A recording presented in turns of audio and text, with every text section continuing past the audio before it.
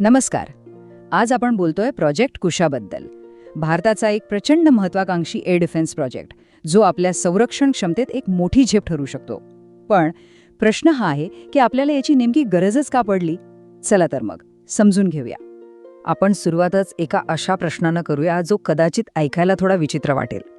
विचार करा, तब्बल 45,000 कोटी रुपये खर्च करून आणलेली जगातली एक सगळ्यात शक्तिशाली हवाई संरक्षण प्रणाली भारतासाठी एक ओझं, एक लायबिलिटी कशी काय ठरू शकते? हो, आश्चर्य वाटण्यासारखंच आहे, पण यामागे खूप मोठं आणि महत्त्वाचं कारण आहे. आणि याचं उत्तर खरं तर अगदी सोपं आहे. कल्पना करा की आपल्याकडे जगातली सगळ्यात भारी, सगळ्यात सुरक्षित तिजोरी आहे, पण तिच्या चाव्या मात्र दुसऱ्याच कोणाच्या तरी खिशात आहेत. S-400 सिस्टमसोबत नेमकी हीच अडचण आहे. तिचं पूर्ण कंट्रोल आपल्या हातात नाहीये. म्हणजे तिचे सॉफ्टवेअर आणि अल्गोरिदम आजही रशियाच्याच कंट्रोलमध्ये आहेत. चला तर मग आधी S-400 सिस्टमला थोडं जवळून पाहूया, कारण तिची ताकद तर जबरदस्त आहे, पण तिच्यात एक अशी मोठी उणीव आहे जिच्यामुळेच प्रोजेक्ट कुशाला जन्माला यावं लागलं. बरं, तर आकडे काय सांगतात?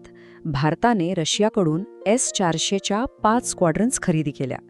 किंमत तब्बल 45,000 कोटी रुपये. आणि हो, सरावांमध्ये या सिस्टमने आपली ताकद दाखवून दिली आहे, यात काहीच वाद नाही. पण खरी मेख इथेच आहे. या सिस्टमचं सॉफ्टवेअर आणि अल्गोरिदम, म्हणजे तिचा मेंदूच पूर्णपणे रशियाच्या कंट्रोलमध्ये आहे. याचा अर्थ काय? तर प्रत्येक अपडेटसाठी, प्रत्येक छोट्या मोठ्या बदलासाठी आपल्याला त्यांच्यावर अवलंबून राहावं लागतं. आणि याच मोठ्या आव्हानाला भारताने दिलेलं उत्तर आहे प्रोजेक्ट कुशा.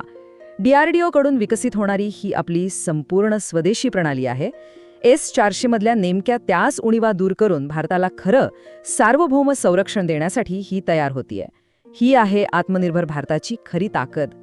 आता पाहूया या दोन्ही सिस्टम्समधला सगळ्यात मोठा आणि मूलभूत फरक.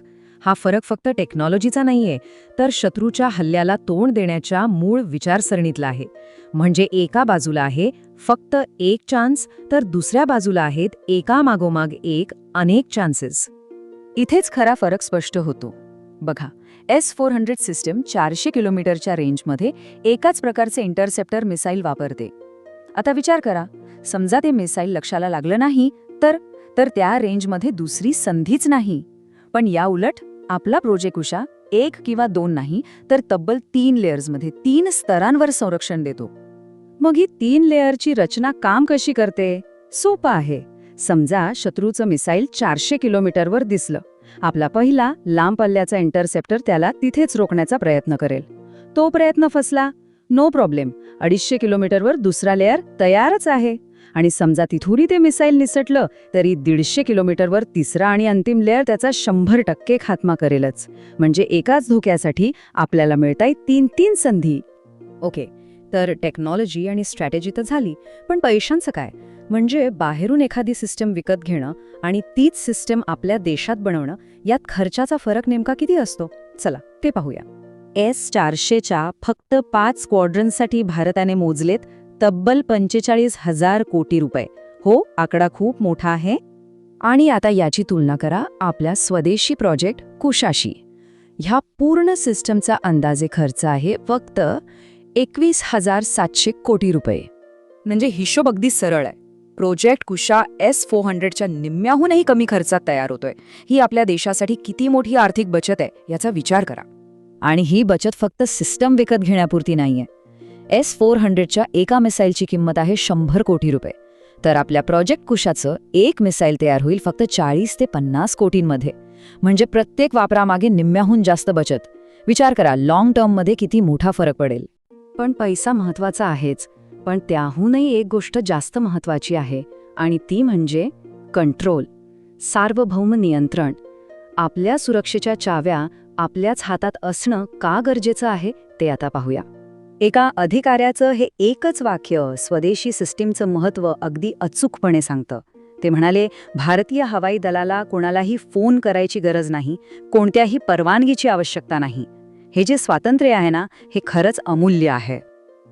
तर या पूर्ण नियंत्रणाचा नेमका अर्थ काय होतो? सोपा आहे. याचा अर्थ या सिस्टमचे सॉफ्टवेअर आपलं आहे, अल्गोरिदम आपण बनवलेत आणि निर्णय घेण्याची प्रक्रिया पूर्णपणे आपल्या हातात आहे. म्हणजे मिसाईल फायर करण्याआधी कोणाला विचारायची किंवा कोणाच्या परवानगीची वाट बघायची गरज नाही. आणि सगळ्यात महत्त्वाचं, भविष्यात गरज पडली तर आपण आपल्या गरजेनुसार यात पाहिजे ते बदल करू शकतो. चला आता थोडं झूम आउट करूया आणि बघूया की हा प्रोजेक्ट कुशा भारताच्या मोठ्या नॅशनल डिफेन्स स्ट्रॅटेजीमध्ये नेमका कुठे बसतो. इथे एक गोष्ट लक्षात घेणं खूप महत्त्वाचं आहे. प्रोजेक्ट कुशा हा S-400ला रिप्लेस करण्यासाठी नाहीये. नाही, तर तो मिशन सुदर्शन चक्र नावाच्या एका मोठ्या नॅशनल एअर डिफेन्स नेटवर्कचा एक महत्त्वाचा भाग आहे. म्हणजे ह्या नेटवर्कमध्ये कुशा, S-400, आकाश, बराक-8 या सगळ्या सिस्टम्स एकत्र मिळून काम करतील आणि भारताला एक अभेद्य सुरक्षा कवच देतील. आणि हे सगळं काही फक्त कागदावर नाहीये हां. हा प्रोजेक्ट प्रत्यक्षात वेगाने पुढे जातोय. त्याच्या सुरुवातीच्या टेस्ट यशस्वी झाल्या आहेत आणि 2028 पर्यंत पहिली स्क्वॉड्रन तैनात करण्याची योजना आहे.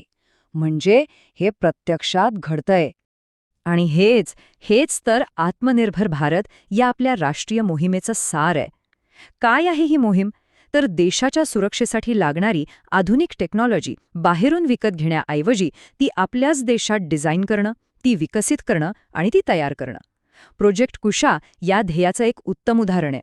तर मग शेवटी प्रश्न हाच उरतो की प्रोजेक्ट कुशा ही फक्त एक मिसाईल सिस्टम आहे की त्याहूनही बरंच काही? नाही, हे फक्त एक शस्त्र नाही.